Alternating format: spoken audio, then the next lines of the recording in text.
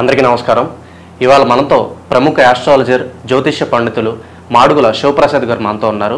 June నెలలో ఏ రాశుల వారికి ఎలా ఉంటుందో ఒకసారి ఆయన మాటలను తెలుసుకుందాం. గురుగారు నమస్కారం. ఆశీర్వచనం నాయన. గురుగారు, జూన్ నెలలో ఒకసారి రాశి ఫలాల గురించి ఒకసారి కాస్త వివరించండి గురుగారు. శ్రీ మహాగణాధిపతయే నమః. ఐం మహాసరస్వత్యే నమః. శ్రీ లలితాంబికాదేవియే నమః. రాశి ఫలాల కార్యక్రమంలో భాగంగా జూన్ 1వ తేదీ నుండి నెలాఖరు వరకు 12 రాసుల వాళ్లకు కూడా ఎలా ఉంటుంది, ఏమిటి, ఏమి మేలు జరుగుతుంది, ఏమేమి పనులు చేసుకోవచ్చు అనేటువంటి విధి విధానాలు ప్రతి నెల చెప్పుకున్నట్టుగానే ప్రతి మాసము తెలుసుకునేట్టుగానే ఈసారి కూడా తెలియజేయటం అనేటువంటిది జరుగుతూ ఉన్నది. అయితే మామూలుగా కొంతమందికి మిశ్రమ ఫలితాలు కానీ కొన్ని రాసుల వాళ్లకు చాలా బాగుంది అని కానీ చెబుతూ ఉంటాం ఆయా గ్రహస్థితుల యొక్క దృష్ట్యా. అయితే ఏది ఏమైనా రాసుల ప్రకారముగా అందరికీ బాగుండినను లగ్నము ఏ లగ్నములో అయితే పుట్టి ఉంటారో, అందరూ ఒకే లగ్నానికి పుట్టి ఉండరు కదా, అందుకని ఏ లగ్నంలో పుట్టి ఉన్నారో చూసుకుంటే కొంతమందికి బాగా జరగవచ్చును, కొంతమందికి మధ్యస్థముగా జరగవచ్చును, కొంతమందికి రాసుల ప్రకారంగా బాగుంది అని చెబుతున్నారు కానీ గురువుగారు మాకేమీ అలా జరగటం లేదే అనేటువంటి భావనతో కూడా ఉంటారు. అయితే అందుకని వ్యక్తిగతమైనటువంటి జాతకాలను ఎక్కువగా మనం చూసుకోవాలి అనేటువంటిది ఉంటుంది. అంటే date, time, date of birth, time of birth, place of birth అనేటువంటివి ఉంటే క్షుణ్ణముగా మొత్తముగా పరిశీలన చేసి చెప్పుకోవచ్చును ఎప్పుడూ కూడా. అందువల్ల వ్యక్తిగతమైనటువంటి జాతకాలను మీకు నచ్చిన వాళ్ళ దగ్గర, మీకు అనుకూలం ఎవరి దగ్గర ఉంటే వాళ్ళ దగ్గర ఒకసారి చూపించుకొని ఏవైనా చిన్నపాటి పరిహారాలు అవి ఉంటే చేసుకుంటే రాసుల ప్రకారముగా బాగుంది అన్నప్పుడు మరి ఈ రాసే కదా మాది ఎందుకు బాగలేదు అని ఒక్కసారి చూపించుకుంటే దాంట్లో తగిన విధముగా పరిహారం అనేటువంటిది చేసుకుంటే మీకు కూడా బాగుంటుంది అని తెలియజేస్తున్నాను. గురుగారు, ముందుగా మేషరాశి వారికి ఈ జూన్ నెల ఎలా ఉండబోతుందో కాస్త వివరించండి గురు. మేషరాశి వారికి ఈ జూన్ నెల అంతా కూడా చాలా యోగవంతముగానే ఉంటుంది అనేటువంటిది తెలియజేస్తూ ఉన్నాను. ఎందుకంటే గ్రహస్థితులు చాలా అనుకూలముగా ఉన్నాయి మేషరాశి వారికి. అనుకున్నటువంటి పనులు అనుకున్న సమయానికి చేసుకోవటం జరుగుతుంది. ఎప్పటి నుంచో పని కావాలి అని అనుకున్నటువంటిది ఏదైనా ఉంటే చాలా కాలము అది జరగలేదు అనేటువంటి భావనతో వేచి చూసేటువంటిది ఈ మాసంలో వీళ్ళు ఆ పని చేసుకోవటానికి అనుకూలవంతముగా ఉంటుందిగాక. యోగవంతముగా ఉన్నది మేషరాశి వాళ్లకు. అలాగే శుభకార్యాలు చేసుకోవటానికి కావాల్సినటువంటి ప్రయత్నాలు చేసుకోవచ్చును. తప్పకుండా ఒక నిర్ణయం అనేటువంటిది జరుగుతుంది. కీలకమైనటువంటి నిర్ణయాలు చేసుకుంటారు. అలాగే లోన్లు రావటం అనేటువంటిది కూడా జరుగుతుంది. ఏదైనా వాళ్ళు లోన్లు అవి పెట్టుకోవాలి చెయ్యాలి అని అనుకున్నప్పుడు డబ్బు సమయానికి కావాల్సినటువంటి పనికి ఆ డబ్బు సకాలంలో అందడము కూడా జరుగుతుంది గాక. మేషరాశి వాళ్లకు గ్రహస్థితులు అనుకూలముగా ఉన్నప్పుడు ఈ మాసం అంతా కూడా ఎవరెవరు ఏ ఏ వృత్తులలో పనిచేస్తూ ఉంటారో వాళ్లకు అనుకూలముగానే ఉన్నది. ఉద్యోగాలు చేసుకునేటువంటి వాళ్లకు యథావిధిగా ఉద్యోగాలు చేసుకుంటూ ఉంటారు. కాస్త మామూలుగా అప్గ్రేడ్ కావటం అంటే ఉత్తీర్ణత, ప్రమోషన్ లాంటివి కూడా వచ్చే అవకాశాలు ఉన్నాయి వీళ్ళకు. అంటే అనుకూలమైన చోటికి ట్రాన్స్ఫర్ కావడము కానీ అలాంటివి కూడా జరగవచ్చును. కొత్తగా ఉద్యోగాలు కావాలి అనుకునేటువంటి వాళ్ళు ప్రయత్నాలు చేయండి, సఫలీకృతులవుతారుగాక. విదేశాలకు వెళ్ళాలనుకునేటువంటి వాళ్ళు కూడా వెళ్ళవచ్చును. ఆయా ప్రయత్నాలు చేసుకుంటే యోగదాయకముగానే ఉంటుందిగాక. ఆర్థికంగా ఎలా ఉండబోతుంది గురుగారు మేషరాశి వాళ్ళకి? ఆర్థికంగా వీళ్ళు చేసుకునేటువంటి పనులకు సమయానికి డబ్బు అందుతుంది అనేటువంటిది ఉంది. కనుక ఆర్థికమైనటువంటి ఇబ్బందులు ఎప్పుడూ ఇబ్బంది ఏమీ లేదు వీళ్ళకి. ఈ మాసంలో ఉండదు. మనం జూన్ మాసంలో బాగుంది, వీళ్ళకు ఇబ్బంది ఏమీ లేదు. వ్యాపారము చేసుకునేటువంటి వాళ్ళు చిన్న వ్యాపారము దగ్గర నుండి పెద్ద పెద్ద వ్యాపారాలు చేసుకునేటువంటి వాళ్ళ వరకు కూడా వ్యాపారస్తులకు అత్యంత అనుకూలముగా ఉన్నది. అన్ని రంగాల వ్యాపారస్తులకు కూడా చెప్తున్నాను. దీంట్లో ఈ వ్యాపారం ఆ వ్యాపారం అనేటువంటిది ఉండదు. ఏదైనా బిజినెస్సే, వ్యాపారం వ్యాపారమే ఏదైనా. కనుక చాలా యోగవంతముగా ఉన్నది. వీళ్ళకి కొంచెం కలిసి రావాలంటే ఏమన్నా పరిహారాలు చేసుకుంటే మంచిది అంటారా? ఇటువంటి ఇంకా మంచి ఫలితాలు రావాలి అని గనక వీళ్ళు అనుకుంటే ఏమి ఆరాధన చేసుకుంటే మంచిది అనుకున్నప్పుడు వాళ్ళ ఇంటి దేవుడు ఉంటాడు. ఆ ఇంటి దేవుణ్ణి ఆరాధిస్తే మేలు జరుగుతుంది గాక అనేటువంటిది ఉన్నది. విద్యార్థులకు చాలా యోగవంతముగా ఉన్నది. అలాగే సినిమా రంగంలో ఉండేటువంటి వాళ్లకు అనుకూలముగా ఉన్నది. రాజకీయాలలో ఉండేటువంటి వాళ్లకు మరీ అనుకూలముగా ఉన్నది. విజయము వైపు వాళ్ళ యొక్క నడక ఉండబోతున్నది అనేటువంటిది తెలియజేస్తున్నాను. గురుగారు, జూన్ నెలలో ప్రత్యేకంగా మేషరాశి వారు చేయకూడని పనులు ఏమైనా ఉన్నాయా? ఇప్పుడు మనం ఈ ఏదో ఒక రాశి వాళ్ళు ఈ చేయకూడదు అనేటువంటిది ఏమీ ఉండదు. అట్లా చేయకూడని పనులు ఏవి మంచివో చెబుతాం మనము. ఎవరు ఏం చేస్తారని చేయకూడని పనులని చెప్పడానికి ఉంది మనం. అందుకని మనము మంచి చెప్పుకుంటూ పోదాం. ఇవి చేయొద్దండి, ఇవి ఇంకోటి చేసుకోవద్దండి అనేటువంటిది ఏమీ ఉండదు. ఇంకా ఒకటి, మేషరాశి వాళ్ళు చెయ్యకూడనటువంటి పనులు ఏమిటి అని గనక ఒక్కసారి ఆలోచన చేసినట్టయితే, ఎవరి మామూలుగా నమ్మి ఇంకొకరికి డబ్బులు మాత్రం మీ చేత్తో ఇవ్వద్దండి. అది చూసుకోండి జాగ్రత్తగా. అంతే. జయోస్తు. గురుగారు, మనకి పంచగ్రహ కూటమి అంటే ఏంటి? మనకి ఏ రాసుల వారికి ఈ పంచగ్రహ కూటమి ప్రభావం అనేది పడుతుంది? అలాగే వీళ్ళకి కలిసి రావాలంటే ఏ పరిహారాలు చేసుకుంటే మంచిది? కాస్త వివరించండి గురుగారు. పంచగ్రహ కూటమి అనేటువంటిది 6వ తారీఖు మనకు 6వ నెల అంటే జూన్లో వస్తూ ఉన్నది. గురువారం నాడు వచ్చినది. అయితే ఈ పంచగ్రహ కూటమి అనేటువంటిది గతములో కూడా ఒకసారి 2013 ఆ సమయంలో వచ్చింది అనేటువంటిది ఉన్నది. ఈ షష్టగ్రహ కూటమి అనేటువంటిది, పంచగ్రహ కూటమి అనేటువంటివి ఈ కూటములు అనేటువంటి వచ్చినప్పుడు ఏమవుతుంది అంటే, బలమైనటువంటి గ్రహాలు ఎప్పుడైతే ఒక చోట ఒకే రాశిలో కలుస్తాయో ఆ ప్రభావము ఎవరెవరి మీద ఉంటుంది, మంచి ప్రభావం ఉంటుందా, చెడు ప్రభావము ఉంటుందా అనేటువంటిది ఉంటాయి. అటు ఉంటాయి, ఇటు ఉంటుంది గాక.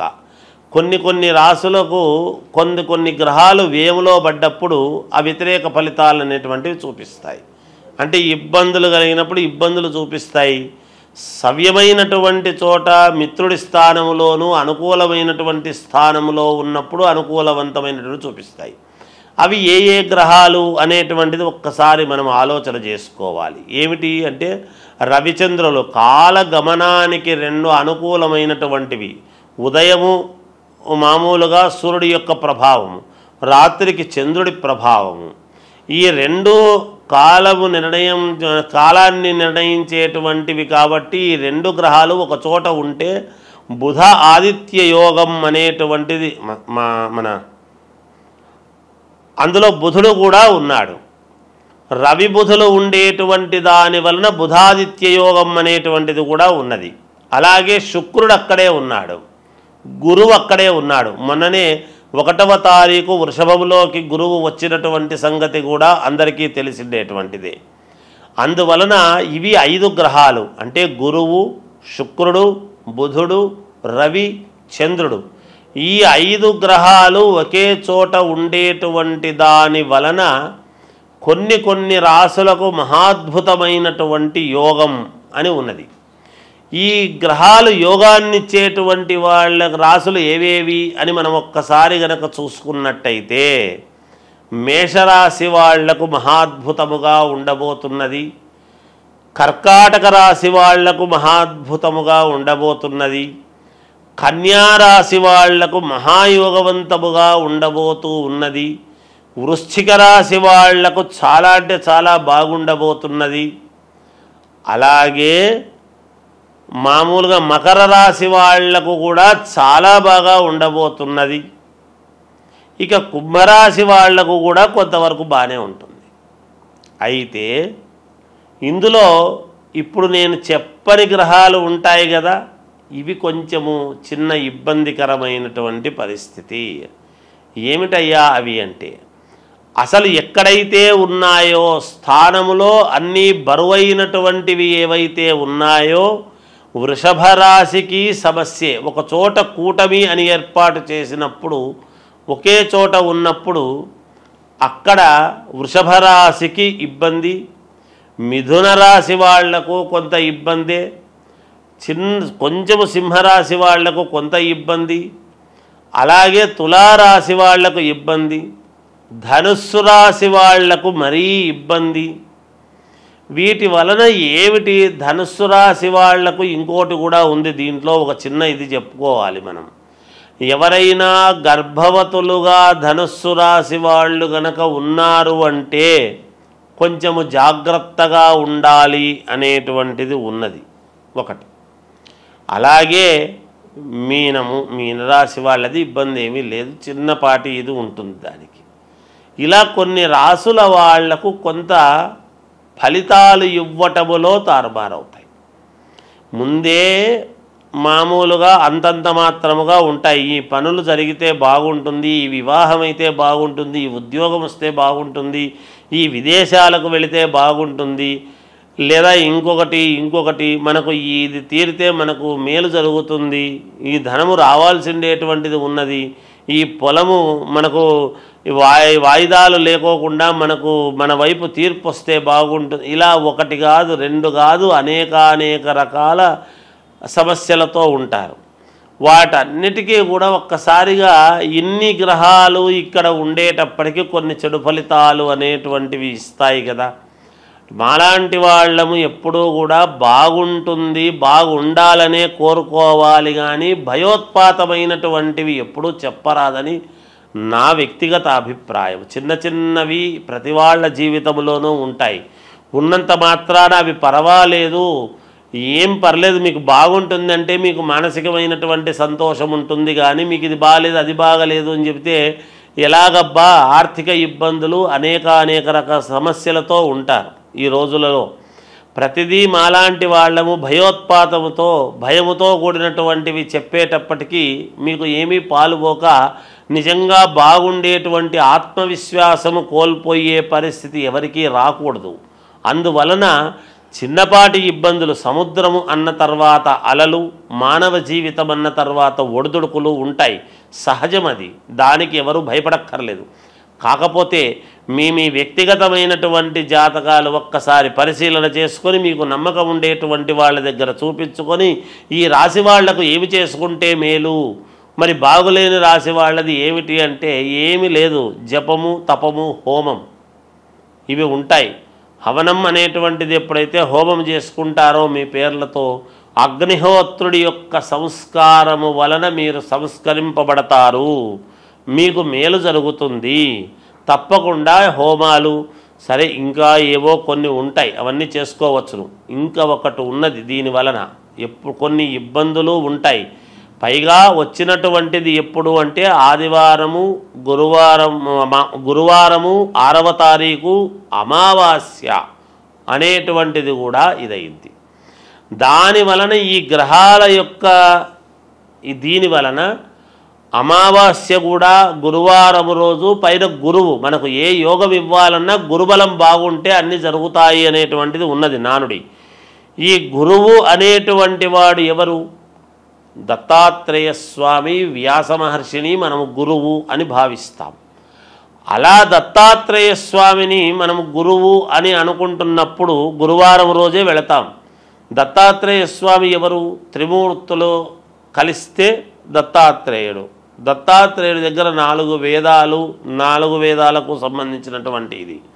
అలాగే ఈరోజు ఎవరైనా యంత్ర పూజలు చేసుకునేటువంటి వాళ్ళము, మాలాంటి వాళ్ళం మేము చేసేటువంటిది ఏమిటి అంటే మామూలుగా తాంత్రిక విద్యలు అని ఉంటాయి.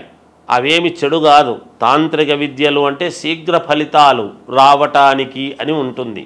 ఎవరికైనా ఏదైనా కావాలి అన్నప్పుడు తాంత్రిక విద్యలతో శీఘ్ర ఫలితాలు రావటానికి కొన్ని ప్రయోగాలు ఉంటాయి. అవి కొంచెం విశేషమైనటువంటి ప్రయోగాలు ఉంటాయి. మనకు అనుకూలముగా జరగటానికి ఒక పని అనేటువంటిది చేసుకోవటానికి అది మనము ఏదైనా ఒక పని మన వశం కావాలి అని అనుకున్నప్పుడు, వశము కావాలి అంటే అందరూ తప్పు అర్థం చేసుకుంటుంటారు. ఏదో అనవసరమైనవన్నీ మన వశం కావాలి చెయ్యాలి అని అనుకునేటువంటి ఇది ఉంటుంది. అలా ఉండకూడదు ఎప్పుడూ కూడా. ఎందుకంటే మనకు ఒక మంత్రము మన వశము కావాలి, ఒక ఉద్యోగము మనకు కావాలి అని ఇలా కొన్ని ఉంటాయి. శీఘ్రముగా తొందరగా మన కోరికలు ఫలించాలి అనేటువంటివి. అలా శీఘ్ర ఫలితాలు రావటానికి యంత్ర పూజలు అని ఉంటాయి. అవి మేము ఇటువంటి రోజులు మేము దాన్ని చాలా జాగ్రత్తగా వాడుకుంటాము గాక, పోగొట్టుకోకుండా. ఎందుకంటే మమ్మల్ని నమ్మి మాకు ఈ పని కావాలి అని ఎంతోమంది అడుగుతూ ఉంటారు కాబట్టి వాళ్ళ పనులు సక్రమముగా నెరవేరాలి అన్నప్పుడు ఇలాంటి సమయాలు చాలా యోగవంతమైనటువంటి సమయం. ఈ సమయాన్ని మేము పోగొట్టుకోకుండా జాగ్రత్తగా శీఘ్ర ఫలితాలు రావటానికి కొన్ని ప్రయోగాలు చేసుకోవటానికి ఈ సమయము, ఈ పంచగ్రహ కూటమి అనేటువంటిది చాలా ముఖ్యమైనటువంటిది. మీరు కొన్ని సినిమాల్లో చూస్తుంటారు, ఫలానా రోజు ఒకే లైన్లోకి గ్రహాలన్నీ వస్తుంటాయి అంటే ఈ కొంచెము ఏవేవో కొన్ని వీటికి సంబంధించినటువంటివి అవన్నీ ఇగో ఇలా వస్తుంది, ఈ వజ్రం వస్తుంది, ఇవి దొరుకుతాయి, ఈ నిధులు ఇలా ఉంటాయి అనేటువంటివి వింటూ ఉంటాం. అవన్నీ ఊరికే కాదు, నిజంగా కూడా శాస్త్రాలలో ఉన్నటువంటివే. ఎవరు సినిమాలు కూడా తప్పుగా తీయరు. ఎంతో ప్రామాణికము ఉంటేనే చూసి తీస్తారు, ఏదో ఒకటిలే అని చెప్పి తీయరు. అందుకని ఇది ఈ పంచగ్రహ కూటమి అనేటువంటిది కొన్ని విషయాలకు చాలా యోగవంతమైనటువంటిది. మనము యోగం ఏదో అది మాట్లాడదాం. ఇబ్బందులు ఉంటే చిన్న చిన్న ఇబ్బందులు ఉండేటువంటి వాళ్ళు వాటిని సర్దిద్దుకుంటారు గాక, ఇబ్బంది ఏమీ లేదు. కనుక ఈ శీఘ్ర ఫలితాల కోసం చేసేటువంటి దానికి కూడా ఇది పనికి వస్తుంది. అనుష్ఠానం చేసుకునేటువంటి వాళ్లకు మహద్భాగ్యముగా భావించుకోవాలి. మాలాంటి వాళ్ళము మేము శీఘ్ర ఫలితాలు రావటానికి ఎన్నో ప్రయోగాలు వంటివి చేస్తూ ఉంటాము కాబట్టి ఇది మంచి సమయముగానే భావిస్తున్నాము. వ్యక్తిగతమైనటువంటి ఈ రాసులు ఇబ్బందులు ఉండేటువంటి వాళ్ళు మీకు తగినటువంటి వాళ్ళ దగ్గర ఒక్కసారి మీ జాతకము చూపించుకొని దానికి తగ్గట్టుగా జపము పరిహారము చేసుకొని హోమ కార్యక్రమాలు అవి చేసుకోండి. ఎవరైనా ఏదైనా ఉంటే అడగండి, తెలియజేస్తాముగాక. జయోస్తు. పంచగ్రహ కూటమి గురించి చాలా చక్కగా వివరించారు గురుగారు. అలాగే దీని ప్రభావం ఏ రాశుల వారి మీదకి ఉంటుందో కూడా తెలియజేసినందుకు మాకు ధన్యవాదాలు. జయోస్తు.